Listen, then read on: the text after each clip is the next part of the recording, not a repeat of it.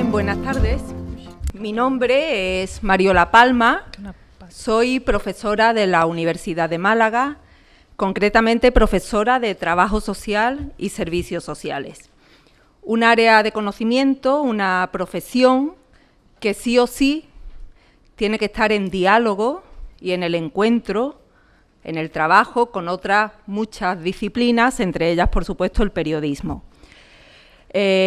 Porque no solo para elaborar la información, para conocer la realidad de las migraciones, partiendo de un diagnóstico certero, objetivo, global, para eso obviamente nos necesitamos, sino sobre todo para, a partir de ese conocimiento, poder transformar la realidad.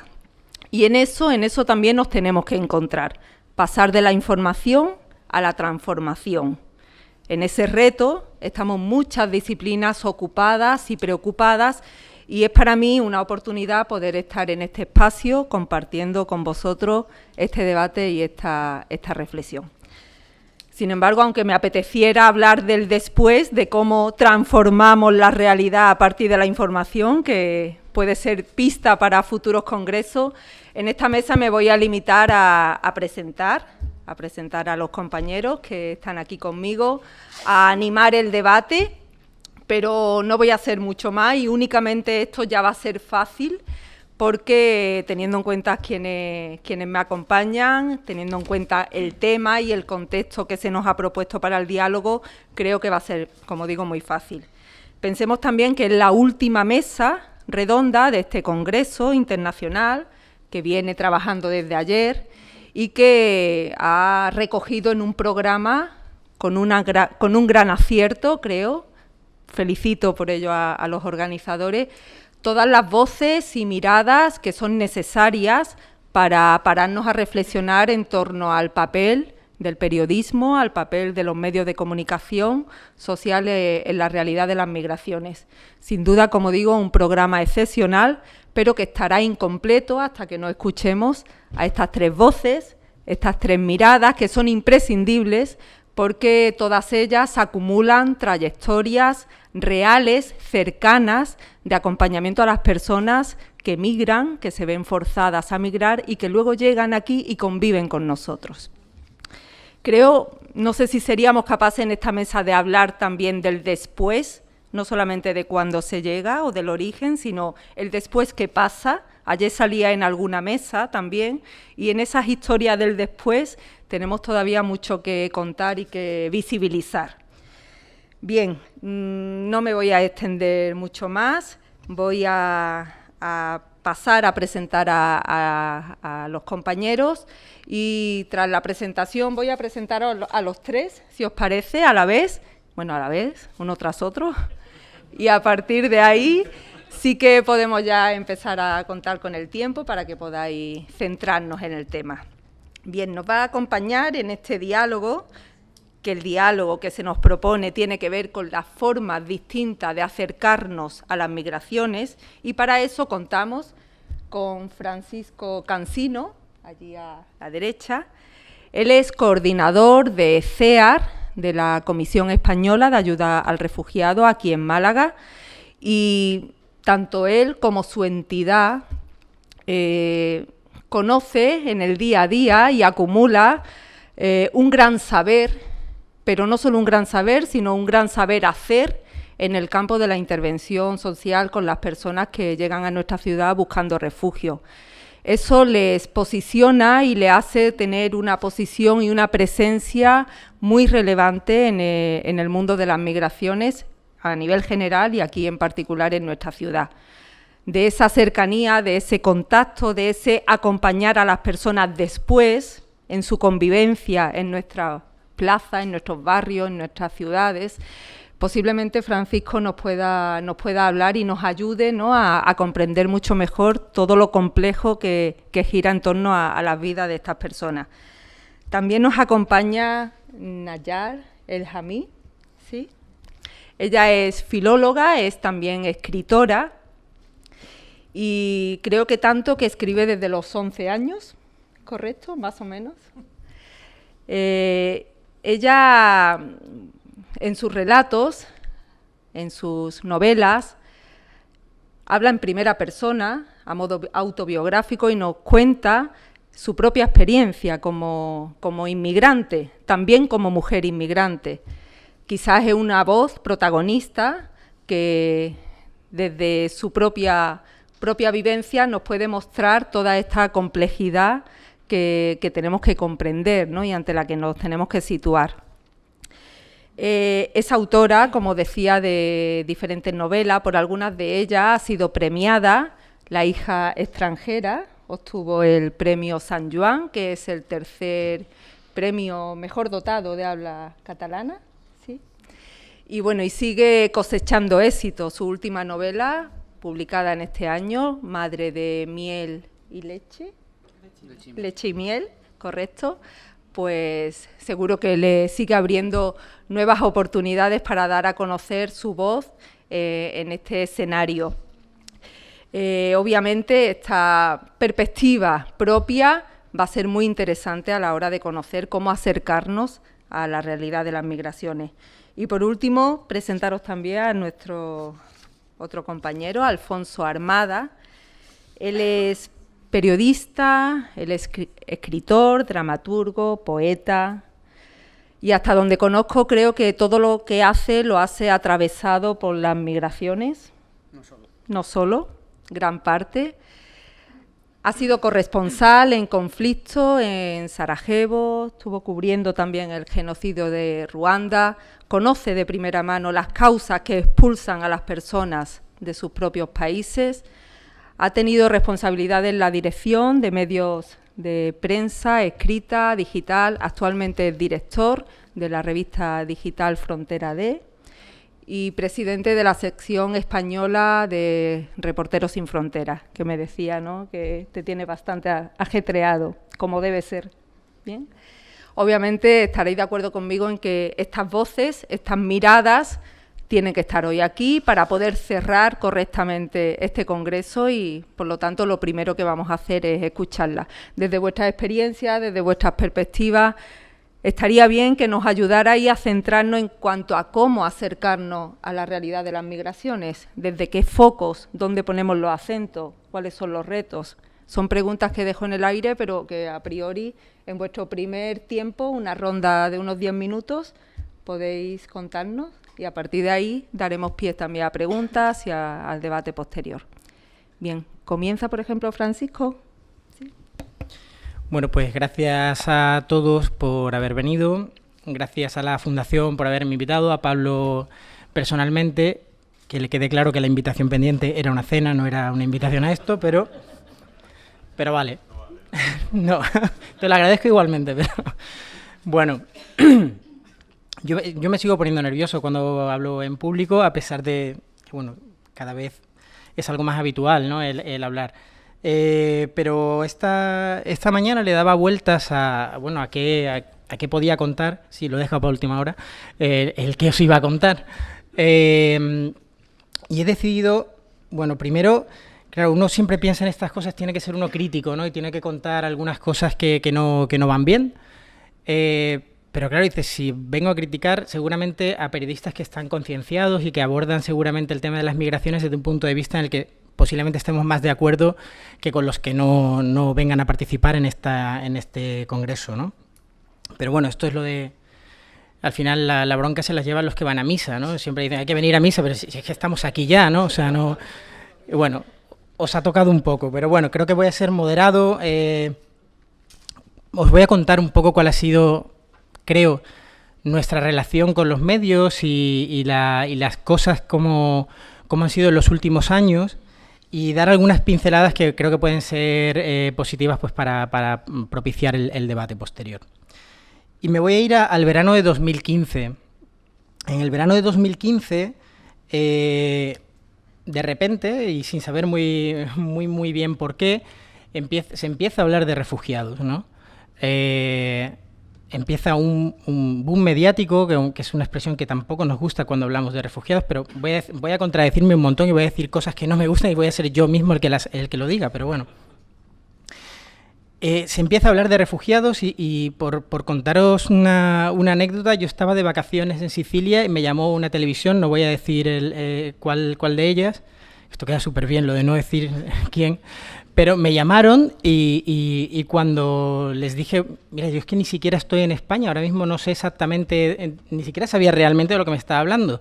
Digo, estoy en Sicilia, dice, ¿podríamos contar contigo, contar tú desde allí? Digo, es que no sé de qué me estás hablando ahora mismo siquiera, ¿no? Y sin embargo, eso, la inmediatez, esa prisa, que yo creo que ha hecho mucho mal a los medios, esa inmediatez que exigen las redes, ha propiciado mucha prisa y mucha necesidad de contarlo en el minuto y darle prioridad al minuto y no a la historia. Bueno, en ese contexto aparece la foto de Aylán en septiembre. No he estado aquí en estos días y supongo que la foto de Aylán habrá sido un tema que habrá salido muchas veces, pero esa foto que tanto nos dolió a todos tenía algunas peculiaridades y creo que es importante resaltarlas. La primera, yo siempre lo vivo y a veces me viene el nudo en la garganta cuando hablo de esta foto porque Aylán desgraciadamente estaba en una posición, estaba muerto evidentemente, pero estaba en una posición en la que muchos padres hemos visto a nuestros niños dormir, pero sabíamos que Aylán no estaba durmiendo. Y Aylán impactó mucho, al menos a Occidente o a Europa, porque realmente parecía uno de los nuestros, ¿no? Otra de las cosas que deberíamos empezar a borrar. Era uno de los nuestros. Se había muerto un niño tirando a blanquito, lo siento también la expresión, otra más. Han muerto miles de Aylanes y hay fotos de esos niños, pero no eran como él. Y además se dio en el momento justo, ¿no? La foto apareció en el momento justo en el que empezaba a ponerse el foco. Ese año, en el 2015, la palabra refugiado fue elegida palabra del año por la Fundación Fundeu. Curiosamente, 2 años más tarde, la palabra que ha sido elegida palabra del año ha sido fake news. Igual tiene alguna relación todas las noticias que hemos o pseudonoticias que hemos ido viviendo en estos años. Entonces, en ese contexto, en el que os digo desde el punto de vista nuestro, desde nuestra organización, por ejemplo, habíamos pasado una mala racha, habíamos pasado una crisis muy grande y pasábamos un mal momento interno y económico, empieza a aparecer refugiado por todos lados, nos llaman medios, aparecen noticias por todos lados y a veces incluso nos costaba gestionar eso, ¿no? Porque no estábamos acostumbrados. Yo recuerdo una vez me vi en un programa de La Sexta y recuerdo cuando lo grabaron que yo ni siquiera sabía que era para La Sexta y recuerdo como hacer aquella entrevista como con cierto miedo, a ver qué digo, cómo lo hago, hasta dónde puedo hablar, porque hemos tenido que aprender en estos años a relacionarnos con los medios. Ese enfoque del que estamos hablando también depende de nosotros, del enfoque que nosotros queramos contar a los medios. Han aparecido todo tipo de noticias. Ha habido reportajes más o menos largos, con un enfoque diferente, con un punto de vista humano, con un punto de vista solo de un titular. Ha habido de todo. ¿Qué hemos echado en falta nosotros? O al menos yo. Me parece que es muy importante el tratar de darle profundidad o sea, no quedarnos solo en el titular, el ser conscientes también a veces que la gente solo lee el titular, y creo que también quizá los medios tienen que ser conscientes de eso, que a veces solo se lee el titular, y concretar. Yo creo, nos ha pasado muchas veces, antes yo no he hecho la pregunta porque digo, claro, si no me arruino el discurso y entonces no puedo, ahora que os cuento, pero antes se ha hablado de eso, ¿no? ¿Qué pasa cuando... Pues claro, cuando viene un periodista y cuenta una cosa que no es lo que nosotros esperábamos o cuenta una cosa diferente? Los medios, cuando se acercan a nosotros, claro, al nivel local, pues igual lo manejamos más, sabemos con quién hablamos, muchas veces incluso el periodista te cuenta qué enfoque le quiere dar. a mí me han llegado a llamar de una cadena no española y que se justificaba como, oye, no te preocupes que el reportaje que te voy a hacer va a ser bonito, ¿no? Que no, porque bueno, era susceptible de pensar que a lo mejor el enfoque que le querían dar era pues este discurso de nos invaden, qué está pasando y tal, ¿no? Y la misma periodista lo que me trataba de convencer, oye, que a pesar de que soy para este medio, no te preocupes que somos más bien de izquierdas, me acuerdo que me dijo. Bueno, quiero decir, es muy complicado, ¿no? Esta historia, porque igual que, ya os digo, igual que de repente nos hemos visto en el foco de los medios, hemos tenido que aprender a regular eso y hemos tenido que aprender a negociar con medios, a ver qué es lo que queremos contar. Eso creo que también debería ser una fortaleza, el que ahora nosotros podemos decidir o podemos aprovechar ese tirón que tenemos en los medios para a lo mejor contar lo que nosotros queremos contar. Pero para esto yo creo que necesitamos cambiar la relación con los medios, tanto de las ONGs como de los propios medios. Primero hay que pedir responsabilidad, porque ya os digo, a veces falta esa profundidad cuando se cuentan las cosas. Nosotros nos hemos visto muchas veces, y claro, es lo que he dicho antes, o sea, hay muchos medios locales que ahora mismo si me estuviesen oyendo dirían, joder, yo te lo he preguntado a ti un montón de veces y tú me lo has aclarado, me has explicado lo que es. Pero hay muchos medios que no le interesa saber exactamente el trabajo que hacemos o en qué consiste el sistema de asilo. Hablo del sistema de asilo porque es nuestra especialidad, digamos, ¿no? Pero a veces te resulta frustrante eso, ¿no? Que le has tratado de contar al periodista en qué consiste, cuáles son las debilidades, cuáles son las bondades del sistema de asilo, y después aparece la noticia y dices, esto no ha aparecido por ningún lado, o me expliqué muy mal, o no lo he entendido, ¿no? Y hablo, ya os digo, sin ninguna mala intención, sino simplemente, bueno, es que esto no me va a caber en la noticia que yo puedo dar y tengo que dar esto y ya está. Entonces creo que hay que ser muy responsables por parte de los medios a la hora de enfocar estas cosas, y a lo mejor creo que no reducirnos. Antes se ha hablado de ese enfoque paternalista que yo tampoco comparto, y no creo que ese sea el modo de vender, y además que no creo que lo haga la mayoría de las personas que han venido, sobre todo las que han venido aquí, ¿no? Pero creo que a veces es como muy monográfico, ¿no? O cuento la llegada de 200 personas en una patera, o cuento una historia de superación, pero una historia de una persona. A lo mejor falta que alguien cuente realmente, oye, lo que pasa con todas esas historias que hay detrás, con eso que va más allá de la foto de la llegada, del momento de la llegada, y contar un camino que va a tener sus cosas buenas y sus cosas malas. Porque creo que hemos avanzado en algunas cosas, no podemos ser tan negativos de decir, no, aquí no ha cambiado nada en los últimos años, han cambiado cosas, pero todavía se puede mejorar muchísimo más. Muchísimo, claro, si nos centramos en la foto de personas que han llegado y que hemos metido en un polideportivo, evidentemente salimos mal retratados. Pero creo que ha habido algunas mejoras y es justo el decir que por lo menos se ha intentado avanzar. Ya digo, y queda un camino enorme por delante. Pero creo que eso, hay que pedir esa responsabilidad y ese enfoque por parte de los medios de una forma, digamos, más global, y tratar de recuperar esa confianza entre medios y ONGs, ¿no? Antes se ha hablado mucho de, oye, pues tal organización no nos dejaba pasar o no nos dejaban hablar con la gente. Es que a veces tenemos miedo nosotros de que se hable con la gente, y no porque tengamos nada que ocultar, porque ya digo, seguro que tendremos muchas cosas que mejorar en la acogida a las personas migrantes. Pero todos sabemos también que es muy fácil también quedarnos a lo mejor en lo que se ha hecho mal. Y claro, a veces no sabes quién es qué medio o con qué intención se va a hacer, porque creo que la mayoría de las veces, y esto sí creo que es así, a la hora de escribir un artículo o de hacer un reportaje, normalmente el autor lleva una idea. Que esa idea puede cambiar a lo largo del reportaje, no digo que no, pero si el mismo periodista cuando nos llama por teléfono nos dice lo que quiero hacer es esto, es que a veces te dice, búscame esta historia, ¿no?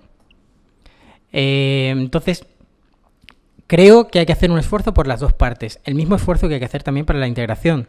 El esfuerzo no puede venir solo de las personas que vienen, sino también de los que estamos aquí. Y bueno, creo que con esto termino. Gracias.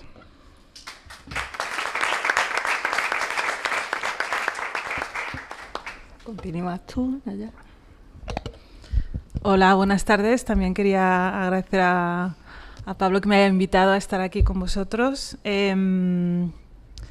Bueno, como os podéis imaginar, yo soy hija de inmigrantes en Cataluña, rifeños en Cataluña, entonces no tengo ninguna necesidad de encontrar formas de acercarme a la inmigración, sino que eso ya está, digamos, en el paisaje que me ha tocado vivir. Lo digo porque yo soy escritora, entonces yo hago lo mismo que hace cualquier escritor, que es echar mano de ese material que uno tiene alrededor, esas realidades que uno conoce cuando quiere escribir sobre la realidad o sobre algo que se le parece, y a partir de ahí intentar contar una historia. Lo particular mío que es, pues que las mujeres que forman parte de la mayoría de mis novelas son mujeres que casi todas nacieron en el norte de Marruecos, en esta zona que es el Rif, y luego sus familias emigraron, ellas mismas emigraron también a esta Cataluña, bueno, interior. Entonces, digamos que un poco esos son los dos paisajes de los que yo saco material para poder pues eso, hacer mi trabajo como escritora, ¿no? Y eso en apariencia es algo muy normal, ¿no? Es lo mismo que hace cualquier escritor, así que no tendría que tener más complicación, ¿no?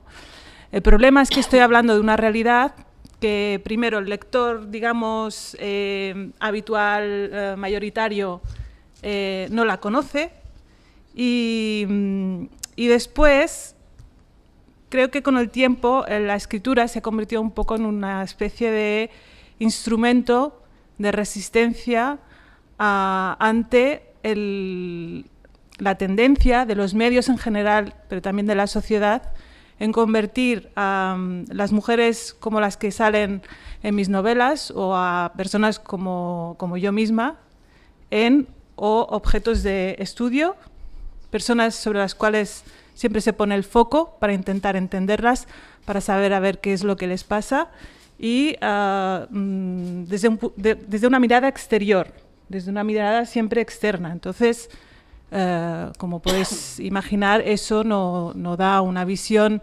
digamos, exacta de esa realidad, ¿no?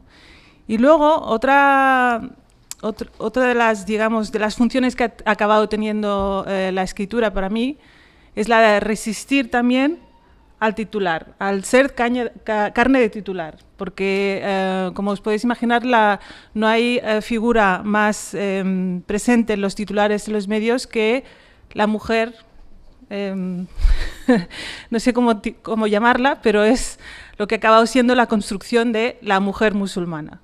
O sea, que sepáis que la mujer musulmana la hemos descubierto cuando hemos venido aquí, que cuando estábamos en Marruecos no teníamos ninguna conciencia de ser mujeres musulmanas, pero gracias a los medios, gracias a la insistente atención de los medios acerca de esta cuestión, gracias a la obsesión sobre la cuestión religiosa de la sociedad que nos acoge, hemos terminado por ser mujeres musulmanas, más que si hubiéramos crecido en el propio Marruecos, ¿no? Y eso es algo que es una tendencia que ha ido a más. O sea, ahora mientras estabas hablando estaba recordando la primera vez que aparecí yo misma en un medio, en este caso en un medio local de Vic, y fue una fotografía que si ahora viera pues me daría bastante vergüenza, pero en la apertura del primer oratorio en la ciudad. Entonces, bueno, salí haciendo de niña musulmana que estaba aprendiendo el Corán, ¿no? Porque era el punto donde los medios estaban focalizando.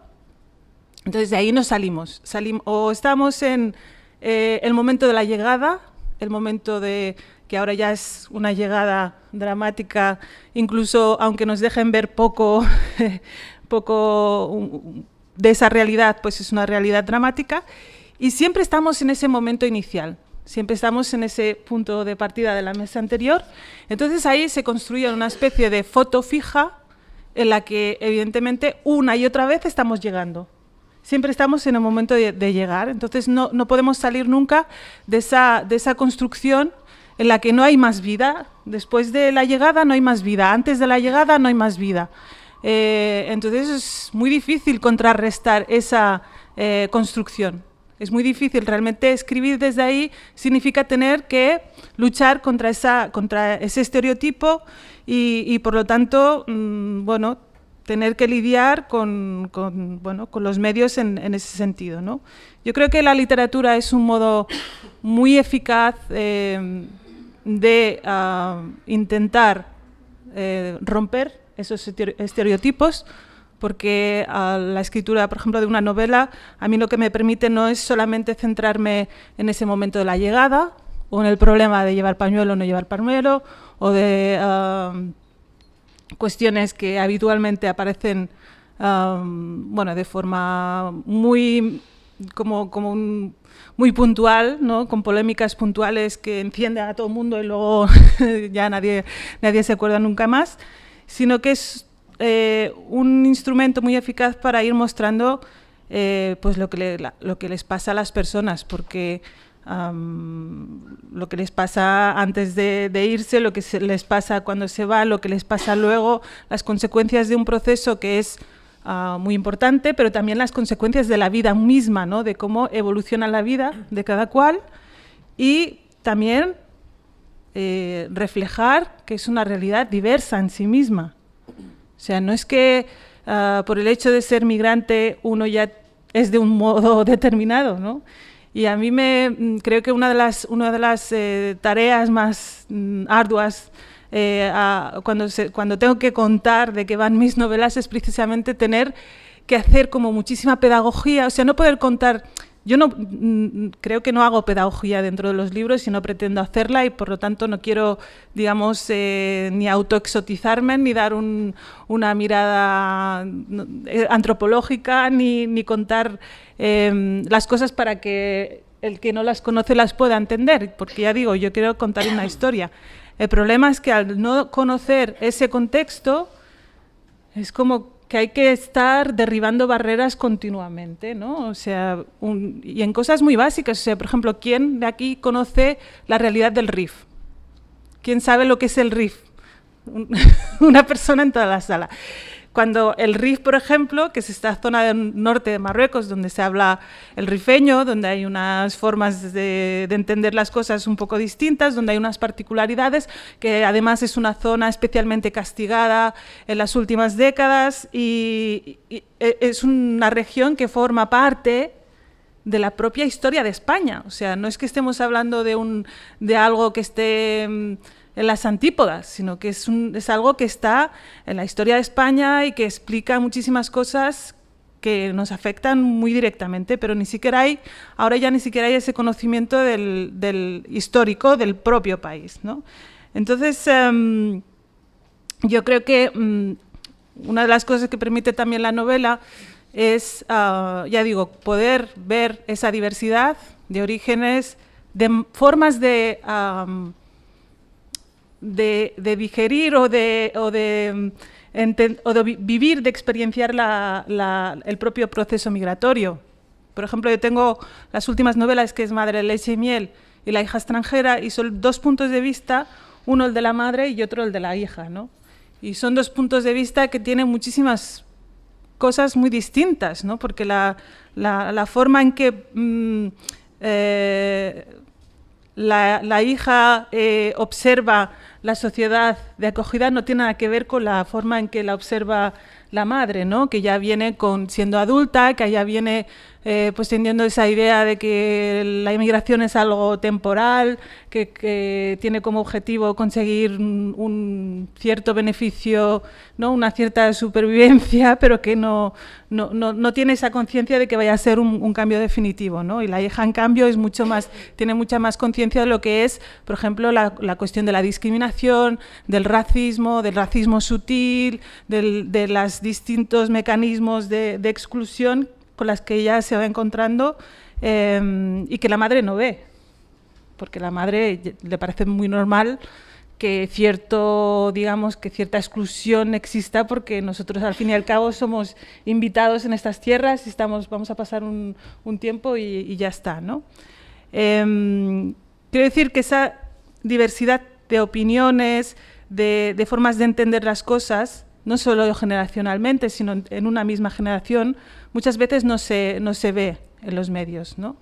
Y más importante aún, yo creo que es no explicar los hechos solamente, sino cómo son vividos, ¿no? Creo que la ficción tiene algo que es mucho más difícil de transmitir a través de los medios, sino es de una forma sin caer en el sentimentalismo, que es un poco recoger lo emocional, ¿no? No solamente lo que es el traslado, sino que de viva voz el personaje te cuente lo que supone, ¿no? Lo que siente, lo que le pasa por el cuerpo, por lo que va reflexionando, porque creo que lo peor es esa imagen estereotipada en la que el inmigrante es como que viene vacío, ¿no? No tiene nada, no tiene contenido, y somos nosotros quienes vamos a ver, o sea, aludiendo un poco a la mesa de antes, ¿no? Nosotros ya sabemos que somos personas normales, no tenemos ese problema. El problema lo tiene quien mira, que dice, oh, pero si son personas normales, ¿no? Es esa sensación de tener que contar lo evidente, ¿no? Llevo tiempo, ¿no? Bueno, seguiremos ahora. Sí. ¿Terminas aquí? Sí.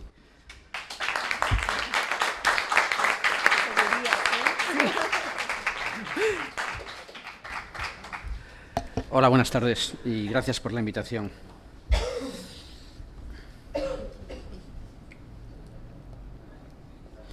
Uno de los capítulos menos amargos de Tierra Negra, el Holocausto como historia y advertencia, el estremecedor libro de Timothy Snyder, se titula Los pocos justos. Allí cuenta la historia de Ita Strath. Tenía 19 años cuando fue arrastrada por policías lituanos hasta el borde de una fosa común en el bosque de Ponari. Relata Snyder que había oído los disparos y ahora podía ver las filas de cadáveres. Este es el final, pensó. ¿Y qué he visto yo en la vida?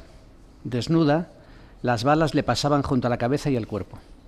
Apoyándose en el testimonio de Tonkiewicz en Zbrodnia w Ponarkak, relata el historiador norteamericano que ya trató de las atrocidades cometidas por soviéticos y nazis en toda la franja que va de Ucrania a los países bálticos en su anterior libro Tierras de Sangre. Cayó recta y de espaldas, no por fingir que estaba muerta, tan solo a causa del miedo. Se quedó inmóvil mientras los cuerpos le caían encima, uno detrás de otro. Cuando la fosa se llenó, alguien se subió sobre la última capa de cadáveres y disparó hacia abajo sobre los cuerpos amontonados. Una bala le atravesó la mano a Ita, que no emitió sonido alguno. Arrojaron tierra sobre la fosa. Esperó todo el tiempo que pudo y luego se abrió paso apartando cuerpos y escarbando en la tierra. Sin ropa, cubierta solo de barro y de su propia sangre y la de los otros, buscó ayuda. Llegó hasta una primera puerta, hasta una primera casa, pero la rechazaron. Después hasta una segunda y una tercera. En la cuarta obtuvo ayuda y sobrevivió. Estas son las 3 preguntas que en el siguiente párrafo se hace Timothy Snyder. ¿Quién vive en la cuarta casa? ¿Quién actúa sin el apoyo de las normas o las instituciones, sin representar a ningún gobierno, ni ejército, ni iglesia? ¿Qué ocurre cuando los encuentros en la sombra de judíos necesitados de ayuda con alguien con contactos en alguna institución dan paso a meros encuentros entre desconocidos, a encuentros a ciegas?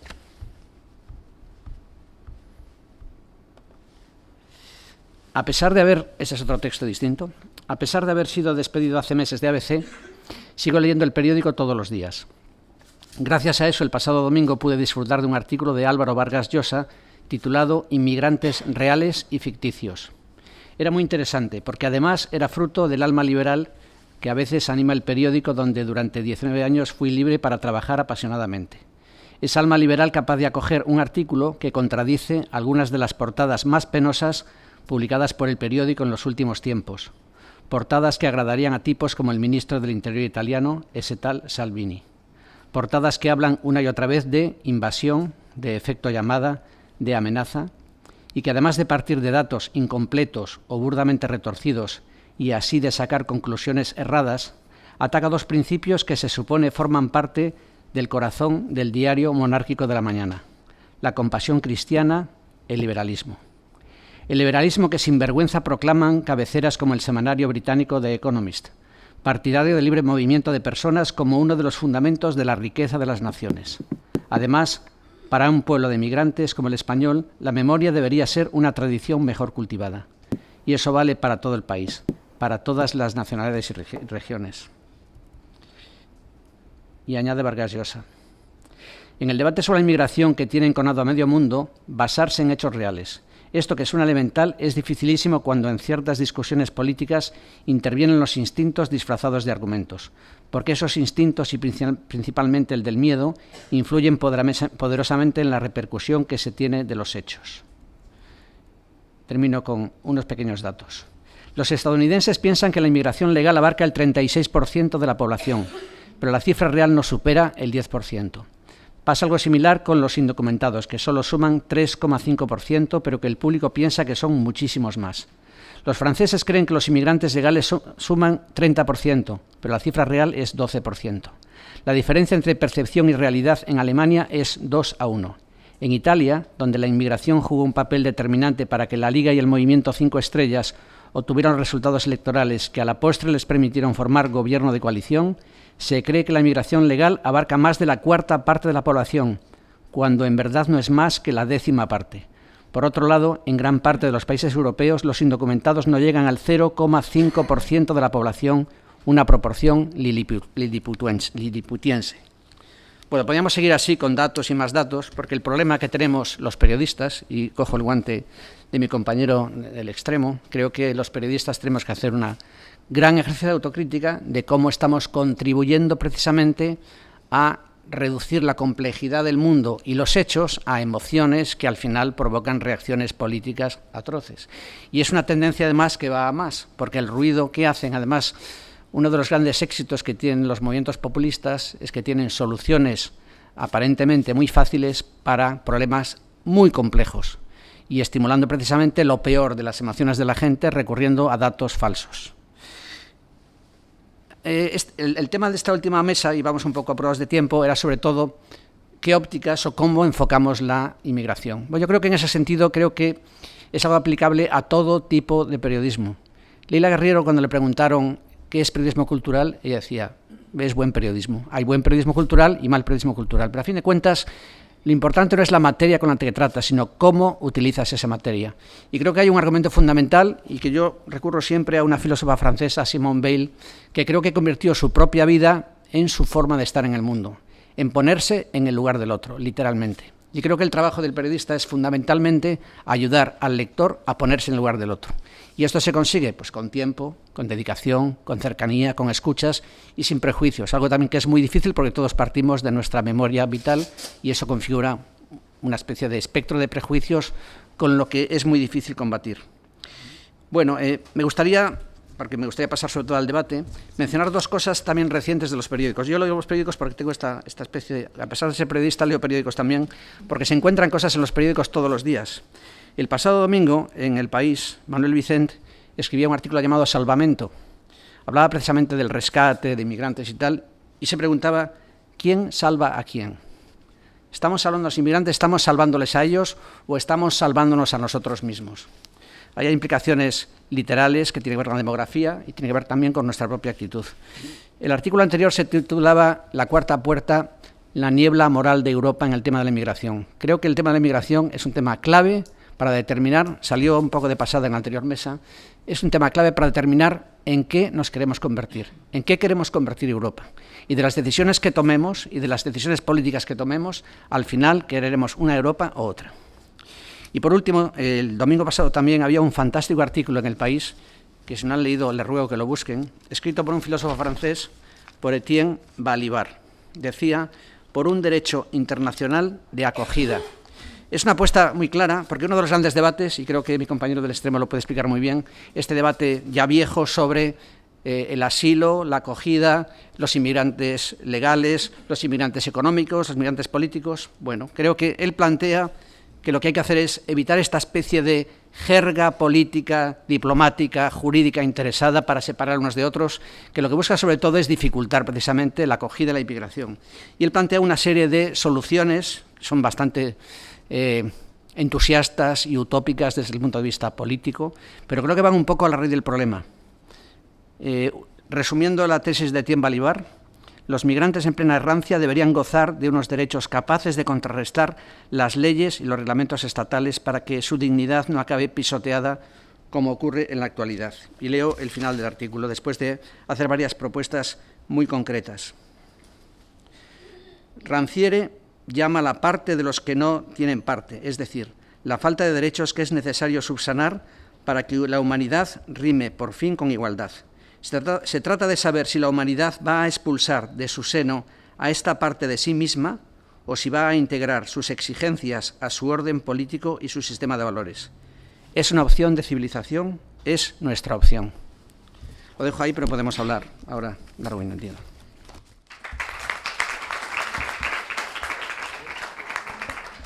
Bien, muchas gracias a los tres. Creo que se han lanzado llamadas de atención diferentes en distintos planos.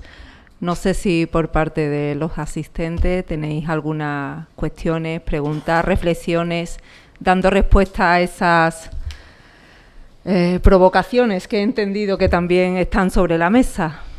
¿Alguna palabra? ¿Tú quieres? Sí. ¿Sí? Nos han provocado, digo por si hemos pillado alguna de las ideas. No, yo quería seguir el hilo de una de las cosas que ha mencionado Francisco, que es la cuestión de que para aparecer en los medios viniendo de entornos migratorios tienes que o estar en las pateras o tener una historia de éxito, pero no éxito normal, ¿no? Tiene que ser un éxito sobrenatural, como ese hombre que se subió que trepó por un edificio en París para salvar a un niño, ¿no? Ahí ya le concedieron la nacionalidad francesa. La española no es tan fácil, ¿eh? Si no eres Messi, a Messi es que eso lo tengo clavado, que cuando yo estaba en trámites de nacionalización, que sabéis que tarda muchísimo que hay muchas diferencias ahí también, muchas diferencias. Estaba Messi recién llegado y le dieron la nacionalidad. Yo tardé 4 años más cuando llevaba 15 en España. El fútbol. Ya, más mérito. Pues me equivoqué de profesión. ¿Cuántos goles marcaste tú el año pasado? No. Bueno, el tema es que tienes que hacer, una cosa extraordinaria. Entonces, pero a veces incluso la dificultad es que aún siendo alguien que, digamos, está trabajando en estas cuestiones, quiere ser protagonista y no objeto de estudio, no objeto de noticia, y quiere no aparecer en los medios como, como víctima de nada, es muy difícil. O sea, la forma más fácil de salir es presentándote como víctima o de racismo o de machismo. Y yo me niego a ser víctima. O sea, yo no quiero ser víctima. Yo quiero defender lo que hago profesionalmente, y lo digo porque también has mencionado lo de medios de izquierdas, así provocando también a la audiencia, y es verdad que hay diferencia digamos, a la hora de tratar estos temas, pero uno de los peligros de los medios de izquierdas es una cierta condescendencia y un cierto paternalismo que además contra el que es muy difícil luchar, porque contra el racismo tú puedes alzar la voz y puedes tener argumentos, pero contra el paternalismo es que te desactiva completamente. No hay defensa posible ante el paternalismo, ¿no? Entonces ese es un peligro de los medios de izquierdas, y aquí hay personas relacionadas con medios de izquierdas que además está teniendo consecuencias muy, muy visibles. Había una palabra, pero si quieres mejor, ¿vale? sobre que tenemos que tener y hacer un esfuerzo en entender a los periodistas también que os mandan con una idea ya preconcebida, ¿no? Entonces, he buscado en la Real Academia qué es el periodismo, y el periodismo es la captación de información. Por lo tanto, me surge la pregunta de que en qué momento el periodismo y por qué deja de captar y deja de informar la realidad que hay y busca una historia en concreto. ¿Por qué ha cambiado todo eso? Tengo que salir, un momento. Seguro que era para mí. Quiero decir, debería decir un periodista. Puedes elegir. Pero bueno, yo por hablar... a ver, bueno, primero yo no he dicho que tenemos que hacer un esfuerzo por entenderlos a ellos, he dicho que tenemos que hacer un esfuerzo mutuo por confiar en el otro. A ver, yo creo que, bueno, esto no voy a descubrir nada, diciendo que los medios, uno de sus objetivos era también vender las noticias, vender periódicos, vender programas de televisión. O sea, esto no estoy descubriendo absolutamente nada. Yo supongo que las cosas van por ahí, cada uno intenta vender su producto. Yo creo que es un poco por ahí, pero yo creo que de todas formas ya te he dicho que la pregunta creo que la debe responder un periodista. Con una respuesta tan mala he dejado claro que tiene que responderla un periodista. La verdad es que, no, porque es uno de los grandes problemas que tiene la prensa. ¿Por qué la prensa ha llegado a un grado de desprestigio? Es una de las profesiones más desprestigiadas que hoy en día. Sin embargo, creo que yo voy a tratar de, no tanto de defender a las empresas como de criticar a mis compañeros. Muchas veces de que un periódico cubra una historia y la cubra bien, a veces no depende ni del director, ni del editor, ni del redactor jefe, depende del periodista. Es verdad que están mal pagados, sometidos a presiones, pero tú sabes como periodista cuando haces tu trabajo decentemente y cuando no. Cuando te esfuerzas en contar los hechos o no te esfuerzas, lo cubres mal, tomas mal las notas, no usas bien las comillas y al final no haces el esfuerzo que mereces. Si quieres en esta profesión, tienes que esforzarte en contar las historias de la forma más precisa y preciosa posible. Y eso depende de ti nada más. Te paguen mal o te paguen bien. Creo que también por parte de los lectores hay otra faceta. Los lectores también se han acostumbrado, primero, a no pagar. Primero nosotros hemos regalado la información, cosa catastrófica. Pero los lectores se han acostumbrado también a pensar que informarse es leer un tuit o leer un titular. Y no es así.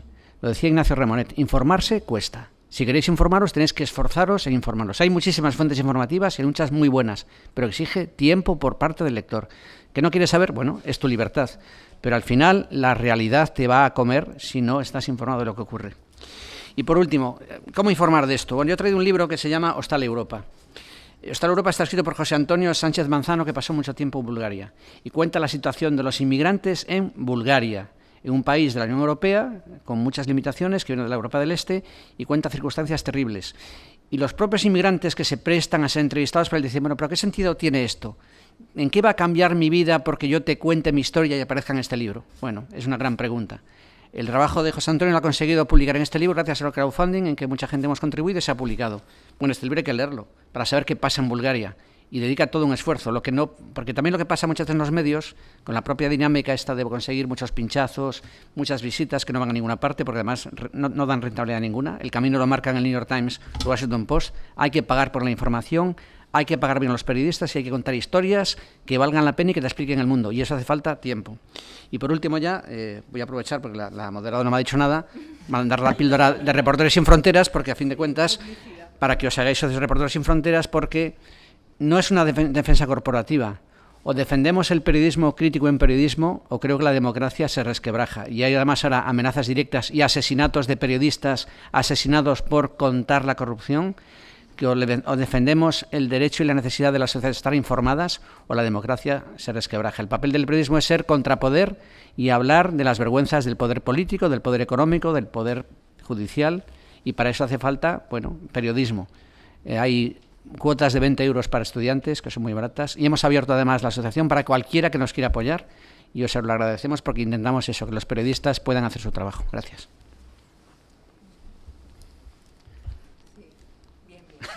Gracias. ¿Más preguntas? Bueno, yo soy periodista, he trabajado casi todo mi tiempo en Médicos Sin Fronteras y tengo una pregunta para Alfonso, porque a lo mejor te resulta un poco ingenua, pero a mí me gustaría, si brevemente puedes ahondar en cómo un medio como ABC se permite perder a alguien como tú, que precisamente hace mucho más plural, bueno, no es regalarte la oreja, como se dice en Andalucía, pero que se permite precisamente teniendo una firma como tú, ¿no? Que los lectores podamos incluso entender el contexto de esas portadas, de esas provocaciones, de esa cuestión más tendenciosa y política de la línea editorial que hay detrás, y cómo tú también te sentías libre dentro del medio.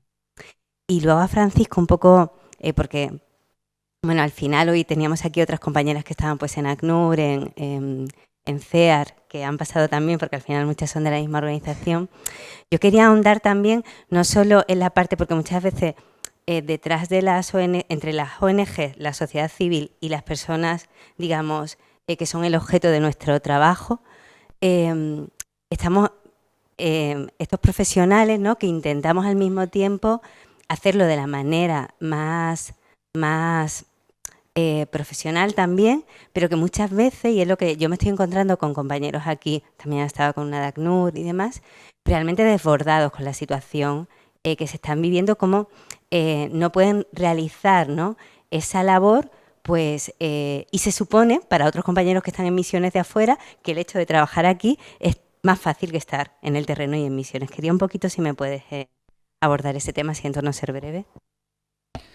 Bueno, voy a ser breve porque me parece que, bueno, que es irrelevante a fin de cuentas, pero bueno, la primera parte de la pregunta. Estuve en ABC 19 años, he sido todo lo libre que he podido, he hecho periodismo y la verdad me han dejado muchísima libertad, me la tomé yo también.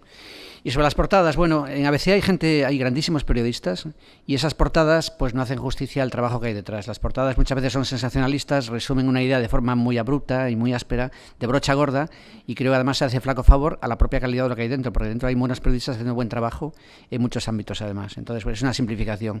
Había mucho debate en la redacción, porque yo estaba en el comité de redacción y había mucho debate y mucha crítica a estas portadas. Supongo que el director al final se cansó de tanta crítica, me imagino, pero bueno, han sido 19 años, no ha estado mal. Y sobre la segunda parte que decías, se me ha ido el santo al cielo.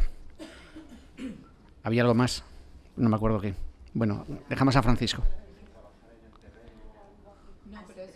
Para Francisco, sí. Bueno, si he entendido bien, te refieres o sea, si podemos facilitar nosotros el acceso a esa información, o sea, poder trabajar con las personas con las que trabajamos nosotros. No he entendido muy bien la pregunta. Bueno, ya has visto que yo tampoco. En este caso tenía que ver con los profesionales no del periodismo, sino pues con las personas que trabajan dentro de ACNUR, de CEAR, de Médicos Sin Fronteras, que como bien sabes no tiene una labor aquí facilitar asilo ni nada, pero con compañeros míos, bueno, que se conocen pues como cooperantes, como profesionales que trabajan en esta labor, y que su trabajo aquí es un poco de cara a la afuera infravalorado respecto al estar en una misión en terreno, ¿no?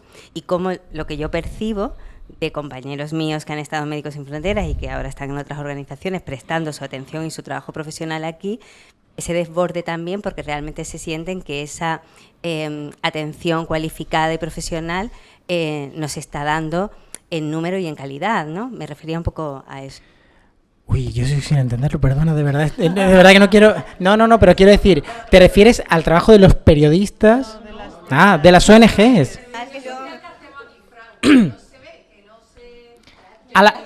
La pregunta era para Rosa, entonces. Vale. Rosa, contéstame tú. O sea, yo entiendo perfectamente lo que dice Carmen. Yo he trabajado en cooperación, yo he trabajado en cooperación internacional y trabajo en intervención social aquí con personas, y creo que sí, que muchas veces es muy difícil y no se ve. Yo por dar una cifra, en el 2014, creo que era, que si no me equivoco que me corrija Fran, había en España, creo que eran 8.000 solicitudes de asilo y el año pasado fueron 32.000. O sea que si en 5 o 6 años se han disparado, se han multiplicado, pues imagináis el volumen de trabajo proporcional a las entidades que trabajamos día a día con solicitantes de protección internacional. Entonces, con todo eso... Bueno, a ver, yo creo de todas formas que el trabajo está bien valorado en los dos sitios. O sea, yo creo que el trabajo del cooperante es fundamental, igual que es fundamental el trabajo que hacemos las ONGs, que es aquí en el territorio.